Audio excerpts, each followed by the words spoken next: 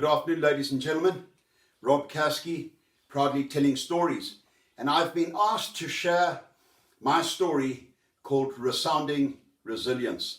And I plan in the story to take some examples from history to illustrate the matter of resilience or grit, which I hope you'll find inspiring and indeed an example as we face a somewhat uncertain future.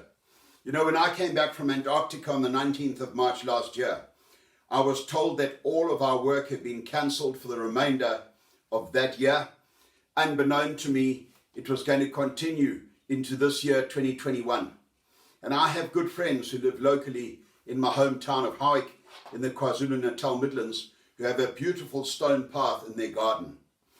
And the first flagstone that one steps onto as you step off the veranda has on it the words, "Don't complain about the darkness if you haven't lit a candle."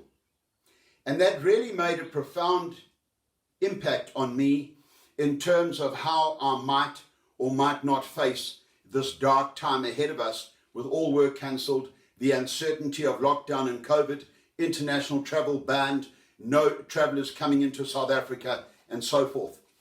And I reflect strongly upon a remarkable Norwegian explorer called Fridtjof Nansen. Fridtjof Nansen is perhaps best remembered as a neurosurgeon. He's also remembered for the remarkable Nansen passport that he created for displaced individuals at the end of the First World War. Remarkable effort for which he won the Nobel Peace Prize.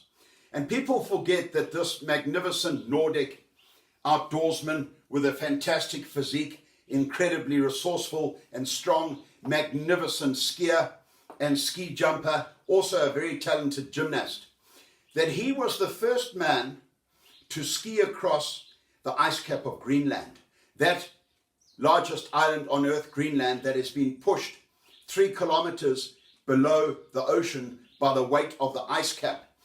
All attempts hitherto to cross the Greenland ice cap had been made from the protected, sheltered west coast towards the east coast. And Nansen, who once so famously said, "I always burn my bridges behind me, then there's no option but forward. I always burn my bridges behind me, that there's then no option but forward." He decided that the way to tackle the ice cap was to land on the deserted, inhospitable, frigid east coast of Greenland. Take off from there with companions and sleds across the ice cap because they knew heading towards shelter, sanctuary, warmth, and so forth on the west coast, confirming his remarkable adage or saying. Well, when they attempted to land on the east coast of Greenland, floating sea ice and pack ice prevented them getting off the ship with their little kayaks and sleds, less than 50 miles from shore. And as they tried to make their way through this floating sea ice and ice floes, they eventually drifted more than 120 miles, 200 kilometers south of where they wanted to begin their march and ski attempt across the ice cap. And then they had to move all the way back further north to resume their journey. It took them 30 days to land alone. And Nansen, with 4 companions, would successfully be the first to ski across the mighty ice cap of Greenland, which I think should give you some idea of his resilience and his persistence. He was then determined to try and be the first man to get to the North Pole, 90 degrees north, and he had a ship built called Fram, which in Norwegian means forward, by a remarkable Scottish shipbuilder called Colin Archer.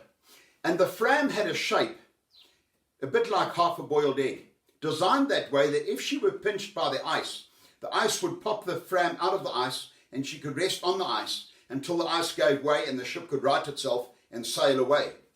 And Nansen decided that he wanted to jam himself into the sea ice on the Russian side of the Arctic Ocean, believing that the currents moved from east to west in the Arctic Ocean and could drift his ship, which he would use really as a floating base or floating hut over the North Pole. When he realized that that drift, in fact, came quite a long way south of the North Pole and he was never going to make it, this remarkable human being got off the ship with a companion called Helmer Johansen, who must have been as tough as they come, 2 kayaks, 2 sleds, 14 dogs.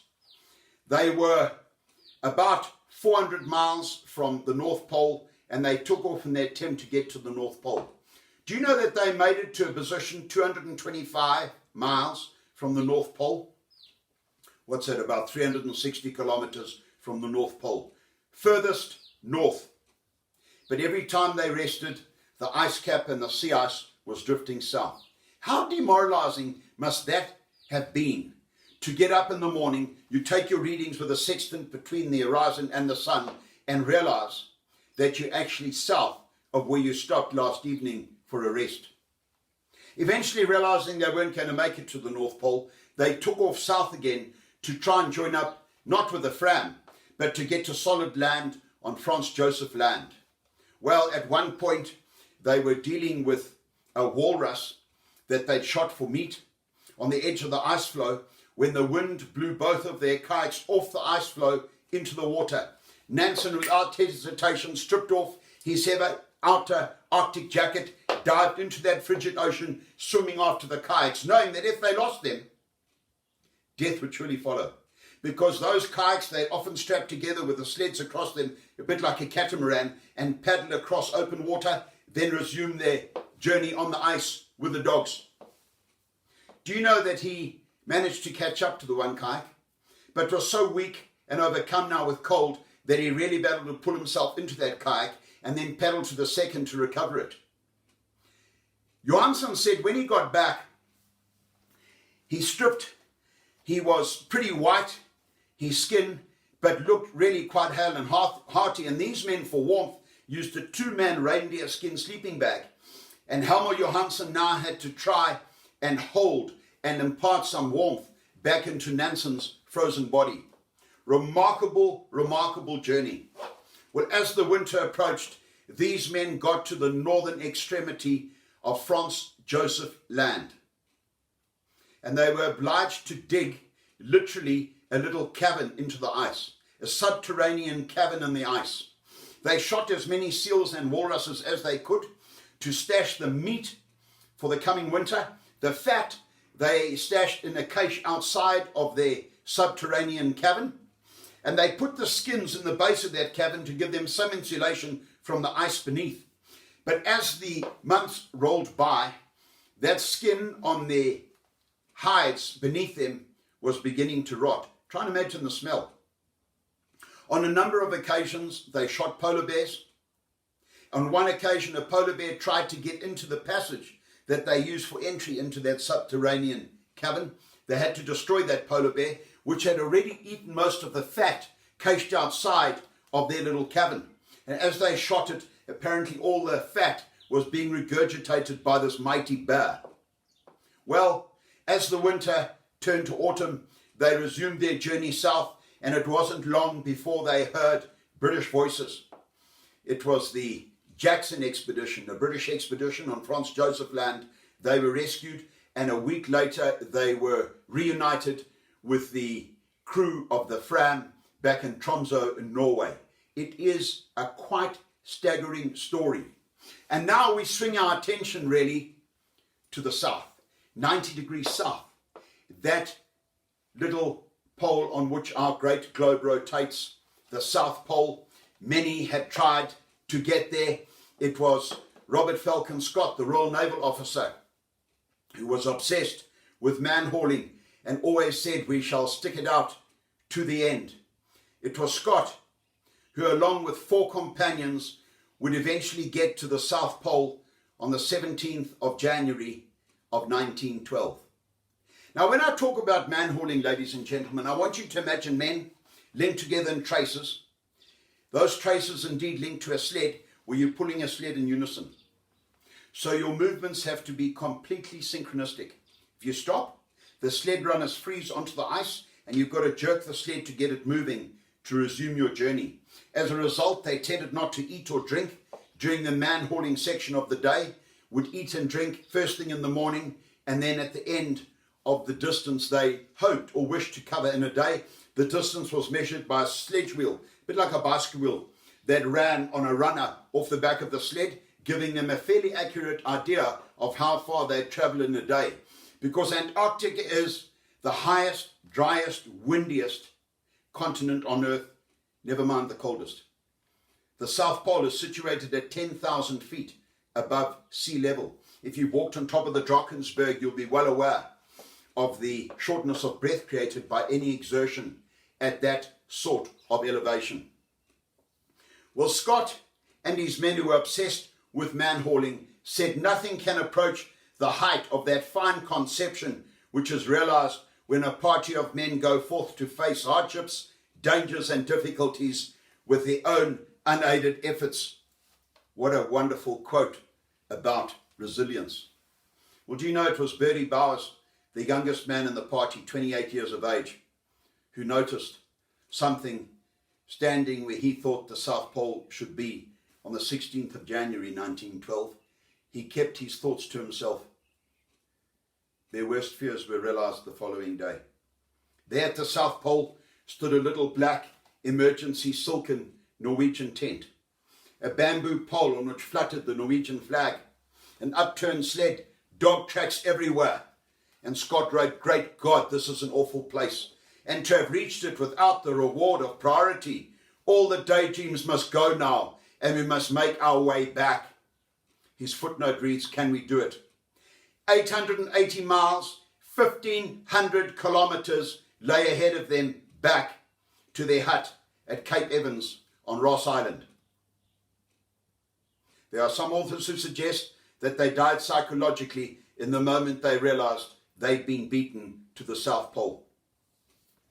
The first man to die was a mighty man-mountain called Edgar Taff Evans. He'd cut his hand badly doing some carpentry on the sled, reducing the sledge runners from 12 feet to 10 feet, that they created less resistance on the ice. Cut his hand badly, it went gangrenous. I think he gave up. Eventually his face was a great suppurating mass of pus and frostbite. He fell into a small crevasse and cracked his head, probably suffered some sort of aneurysm or bleeding on the brain. He died at midnight on the 17th of February of 1912. The men struggle on. Perhaps I need to tell you a little about a remarkable man in that party called Lawrence Edgar Grace Oates. Well, Lawrence Oates, everyone called a soldier. He was an officer in Enniskilling Dragoons and fighting in this country, South Africa. In 1900 against the Boers, he had been shot in the thigh, breaking his femur. The leg healed well enough, but left him with a left leg that was slightly shorter than the right leg. In my opinion, a strange choice for a polar party where the physical demands on a human being could not be more extreme. And perhaps I need to remind you of a conversation that Oates had once had with his photographer called Herbert Ponting, where Ponting posed the question of what a man should do if his condition on a sledging journey imperiled his comrades. And Oates said suicide. You've got to have access to the firearm or access to the opium and the morphine in the medicine box to take your own life. His comrades wouldn't allow him to take his own life. That wound in the thigh turned gangrenous. Both feet turned black with frostbite. He prayed to be left alone on the ice in his sleeping bag. His comrades refused. He's stumbling alongside of the sled. His three companions, Scott, Edward Wilson, and Henry Bertie Bowers, pulling the sled. On the 16th of March of 1912, he went to bed praying he wouldn't wake. He'd cut his reindeer skin sleeping bag open from end to end, that it'd be easier to get into, but in that condition will not keep you warm. He refused to remove his boots because of the pain involved in putting them back on. And would you believe, on the 17th of March of 1912, he got up in that dark green tent, a blizzard howling outside, and said to his comrades, "I'm just going outside and I may be some time." They knew that as a gallant gentleman, Titus Oates, the soldier, was walking to his death to give them a chance for life. Do you know that his body's never been found? And it was his 32nd birthday. With the most remarkable resilience, Scott, Wilson and Bowers continue for 4 more days to the 21st of March of 1912, where they were only 11 miles from One Ton Depot, 11 miles from a depot that should have been positioned 150 miles out from the hut, but because of the season and the difficulties with sledging, were placed 2 degrees, 120 miles out from the hut. They were 11 miles from one-ton depot.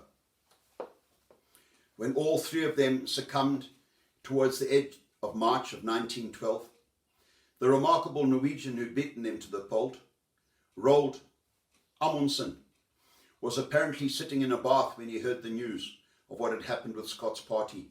And he sat up in the bath and said ruefully, "Scott wins regardless," knowing that Scott would be a greater hero dead, having come second in the race to the pole, than he ever would have been had he survived, having lost the race to the pole.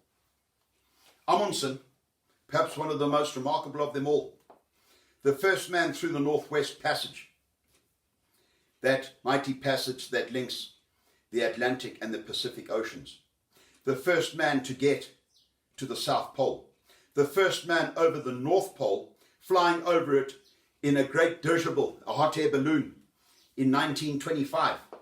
A man who during the Northwest Passage had been iced in at Herschel Bay on the Canadian-Alaskan border and wanted the world to know that they'd made it through the Northwest Passage, confirmed by whaling ships that were in the same position, having come there from San Francisco. And he skied.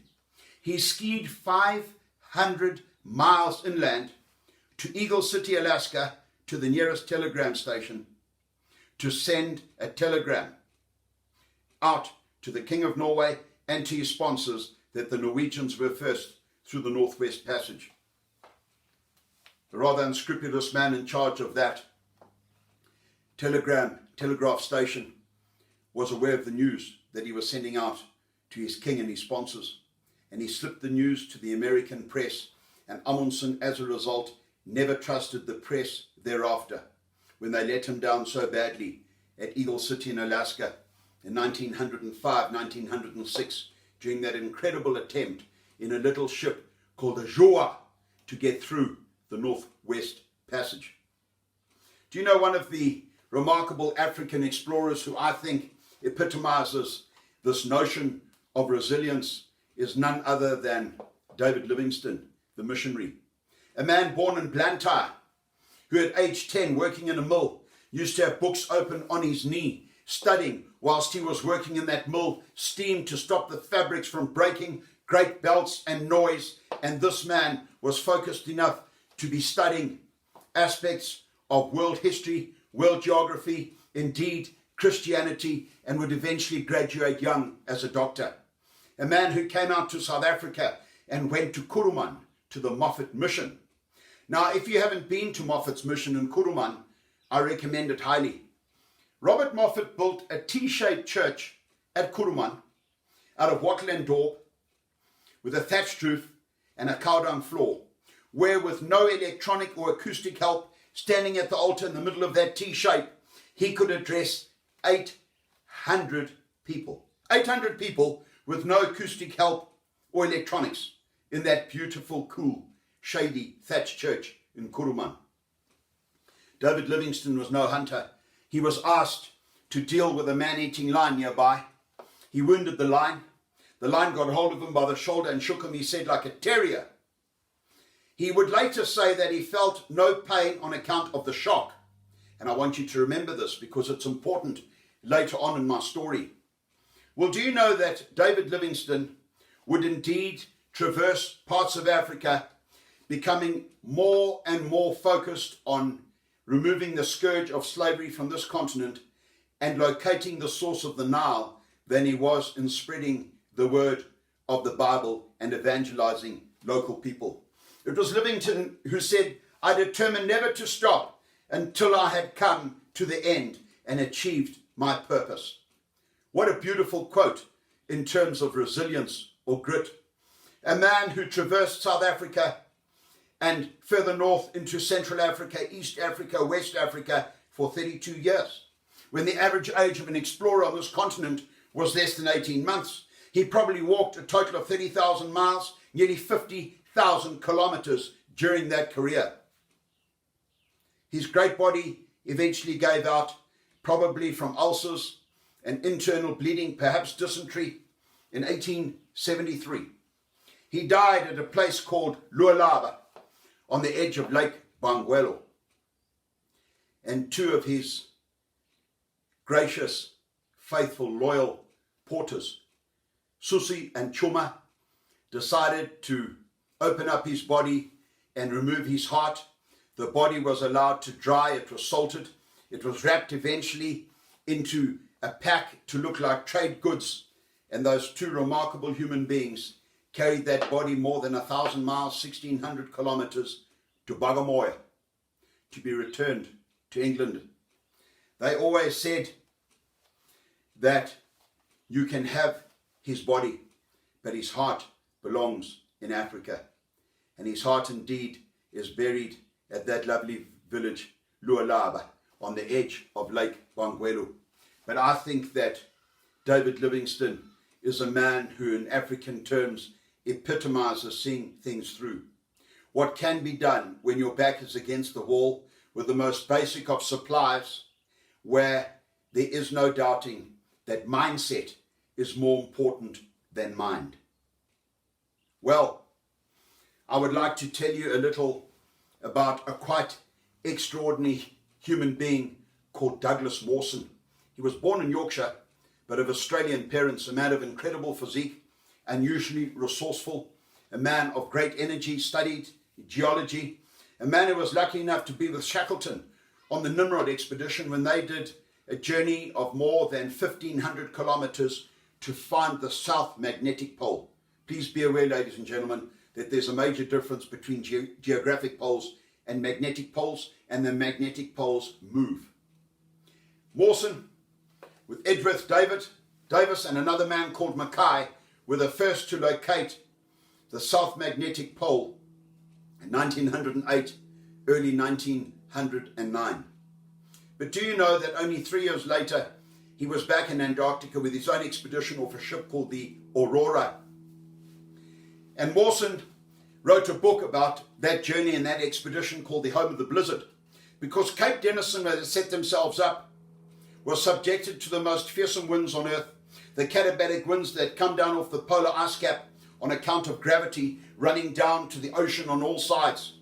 Winds that run at 200 miles, 320 kilometers an hour. They couldn't even put up a radio mast to hopefully make contact with Hobart in Tasmania on account of the wind.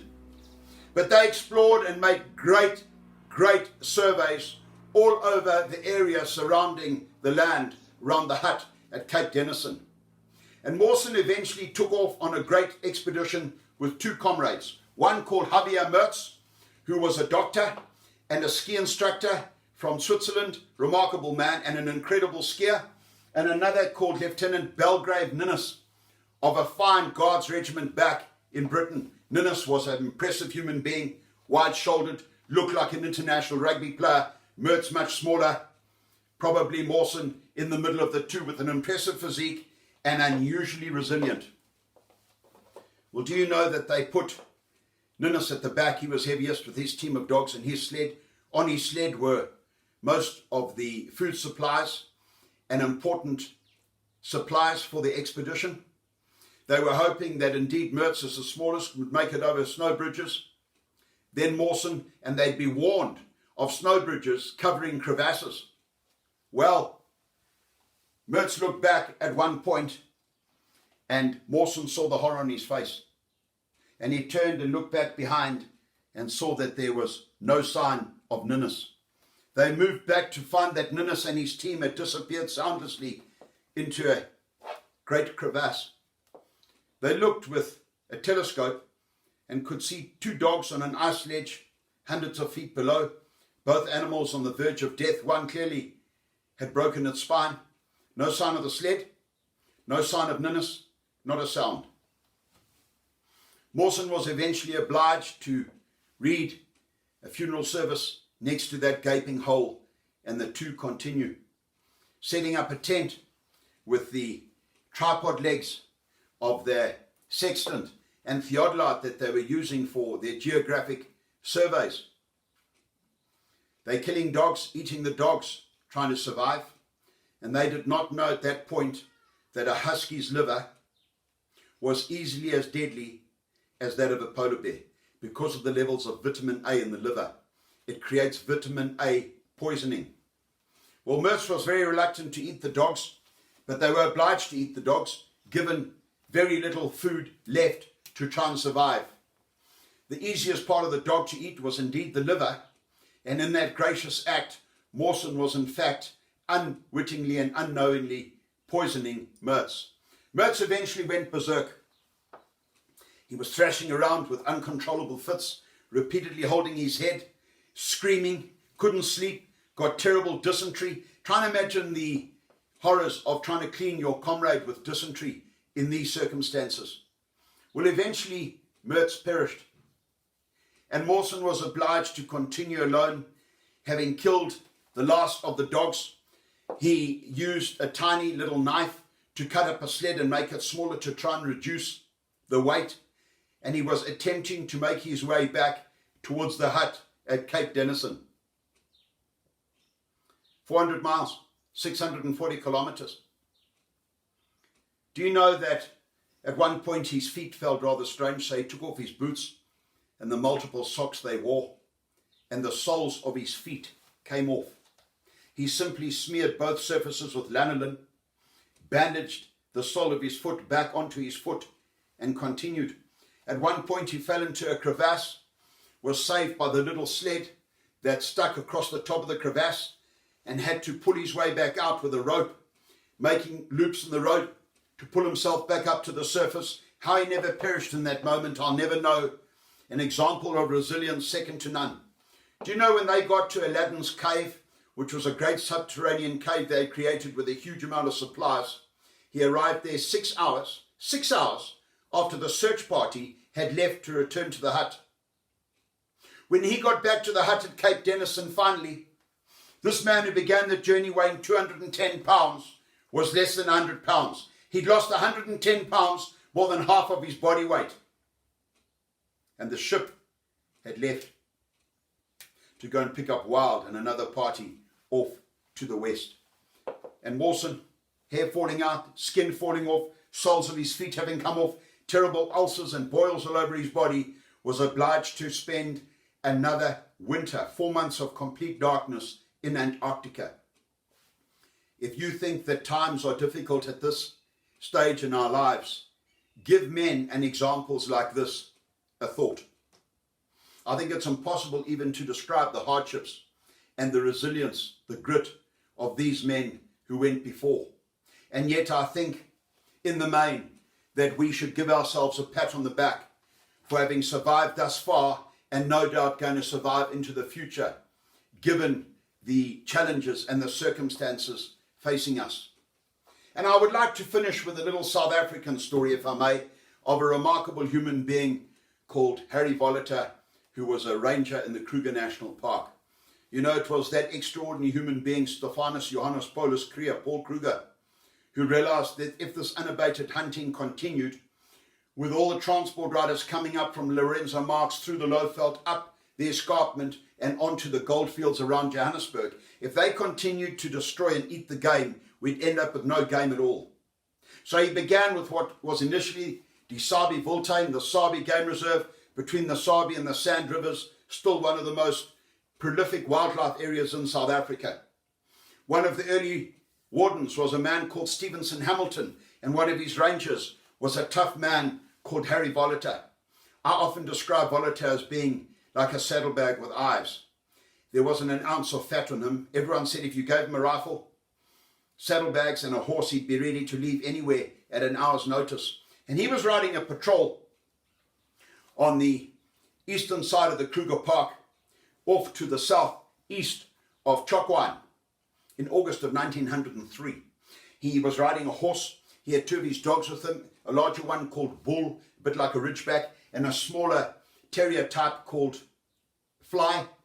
He had policemen with him with donkeys, with all the supplies on the donkeys.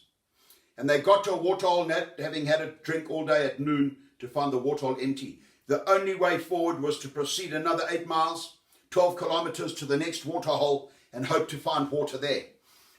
Voliter took off ahead on his horse, with Bull following him. Fly remained with the policeman on foot, leading the donkeys who would follow up behind.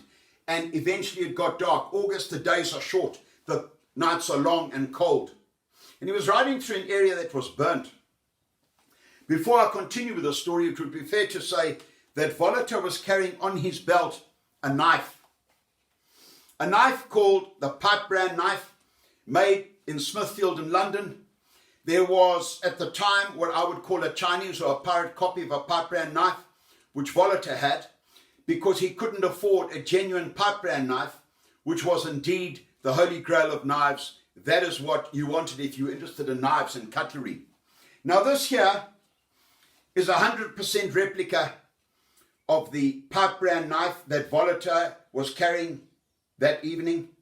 The knife he had seen on a cheese board with some cheese at a trading store in Leidenburg. And he indeed felt that the store owner didn't need such a top quality knife, and his pirate copy would not be noticed if he swapped the two around. And when he put the genuine pipe brand knife into the sheath, it was a little loose. He had around his middle a belt, just like this one. I've had this belt especially made to illustrate this story, which is an integral part of South African folklore. He's riding through this burnt country. There are patches of unburnt vegetation, animals rushing from them, which he thought were reedbuck, which were quite popular in that area. Suddenly some animals are rushing in the darkness, and Volata realizes that they are not reedbuck, indeed they are lions. Two lions. One has run up alongside of his horse on the right-hand side, when suddenly there's an almighty thump, and the second lion lands on the hindquarters of his horse. His horse bucks and rears and bucks Volata right out of the saddle onto the top of the lion running alongside of his horse, hoping to get hold of his horse's throat. It was at that point that his rifle flew out of the scabbard, and that lion, going for his horse's throat, grabbed him by the right shoulder and began to drag him away. Volata said, in this moment, I could hear my horse taking off with the first lion on its tail and bull in turn chasing the lion. Try to imagine the scene. Volata's wearing spurs. He's been riding a horse. The spurs get stuck in the dry earth, and every time they get stuck, the lion gives him a jerk to get him moving again. He said the pain was excruciating. And it was at this point I want you to remember Livingstone, because Volata said, I disagreed vehemently with Livingstone, that the shock in turn creates no pain. I was in searing pain. The dew claws on the lion's limbs are tearing at the ligaments and muscles in his forearms and in his calves. And he knew that if the lion knew he was alive, it would probably drop him and grab him by the head, and it would be game over. He's got his face pushed up into the lion's mane. The smell must have been overwhelming. But he said the purring of that lion was very disconcerting, obviously looking forward to this human dinner. And Volata suddenly remembered the knife. But the knife fitted loosely in the sheath. And indeed, the chances were good that the knife had flown out of the sheath when he was bucked off the horse. So he moves his left hand, he's right-handed. He moves his left hand around his back to his right hip, where the knife was always carried. Try to imagine the moment for him when his hand closes around the sheath of his beloved pipe brand knife. And he brings the knife back around between himself and the lion's chest. And he moves his left hand, his weak hand, round behind the lion's shoulder. He's now feeling with his little finger for the ribs of the lion, knowing that he had to try and strike between the ribs 2 and 3 into the lion's heart for the best chance of success. Suddenly he stabs twice between rib 2 and 3 with that knife, and then upward directly above him, hoping to hit the jugular vein of the lion. It was clearly successful, because he's suddenly covered with arterial blood. The lion lets out a horrible cough, drops him, and moves off spluttering, making the most terrible noises. Volata immediately realizes that the second lion may not have caught his horse and may be back to eat him. He looks for a tree with limbs close enough to the ground that he could get up into that tree. He finds one in the dark. He climbs up into that tree, realizes he's not fall off the ground, but he doesn't have time to look for another tree. He's about to faint from shock and pain and loss of blood. He undoes his belt and does the belt up round the bough of the tree to keep him in the tree. not long before the second lion is back at the base of the tree, he's heard the one he stabbed, has died. The second lion could probably reach him quite easily in that tree. But Bull, brave Bull, man's best friend, is rushing at the lion, and the lion would indeed rush the dog. And the lion was distracted long enough by the dog for the policeman to arrive. Volater shouts at them that there's a lion nearby. They set the felt alight, terrified of lions, beating pots, trying to make as much noise as they could to drive the lion away. They were successful. Eventually, they have to get Volater out of the tree. The wounds had stiffened. He said the pain to get out of that tree was excruciating.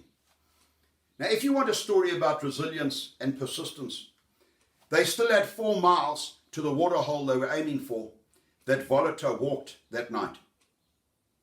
They got to that waterhole to find it empty. He said, I would have paid 3 months' salary happily for a glass of cool, clear water that night. His policemen, fine, decent human beings, went off in search of water. They came back with little more than mud. They went back the following morning to skin the lion, recovered his rifle, which he was very pleased to get back.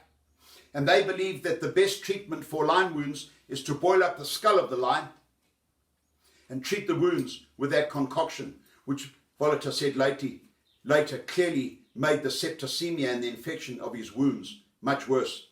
He was carried in a mochila, 2 long poles with a blanket in between, by his policeman to the ranger post, eventually got to the hospital in Komatipoort, where the doctors were sure he would die 4 days after the attack. His shoulder smelling so bad, he said he had to turn his head the other way on account of the smell. He lived. He prayed that he would still be able to lift his hand high enough to fire a rifle. That prayer was answered. He was able to return to his duties as a ranger. And I've always thought that if you wanted a story of resilience and grit in this country, think about that remarkable man, Harry Volater, and the lion attack in the Kruger National Park in August of 1903. And I think that we should all think and reflect upon these times, the issue of resilience, where mindset is more important than mind, and can we indeed make it through these challenging times? I believe we can. And I hope indeed that you've enjoyed these few little examples of persistence, of resilience, of grit in history, and that they indeed inspire you to acts of great resilience in your own lives, in your families, in your business. And I hope one day that our paths will cross again. Stay well. Thank you for your attention. Goodbye.